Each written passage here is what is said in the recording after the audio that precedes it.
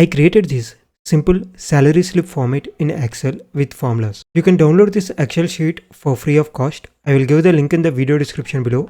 And from there you can download this Excel sheet. It looks professional. Here you can see you can upload your company logo here. If you want to delete this, just click delete option here and go to insert option and click on picture and select place over cells and select picture from file so that you can select a logo from your system. And if you want to change the logo, I will select this and you can reduce the size. And if you click on this image option, it will be placed behind these cells. Next, you can write your company name here. Here you can write your company address. Next, you can write your name. Next, you can write your employee ID and designation. Next, write your designation, bank name and account number. See, you don't need to do all these calculation. What you have to do is, here you can see this yellow field.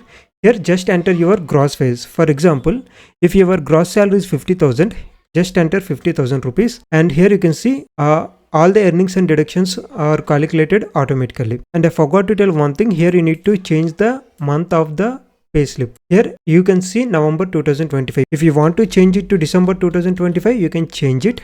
And you have to enter the total number of days in that month. For example, in December we have 31 days, so enter 31 here. So only these three details you have to enter. Remaining all the calculations will be done automatically. Suppose if you have any options, that means LOPs, then enter those LOPs. For example, for 2 LOPs, the paid days is 29. So based upon the paid days, the salary will be calculated. If there are no LOPs, then you will get your full salary. For example, if you have 5 LOPs, then your salary will reduce. So like that, you have to just enter your gross salary, total number of days in a month. Next, write total option days. If there are no options, just enter 0. That's it. And EPFO will be calculated automatically, and health insurance, if you have any health insurance deduction, you can write. Otherwise, just put 0.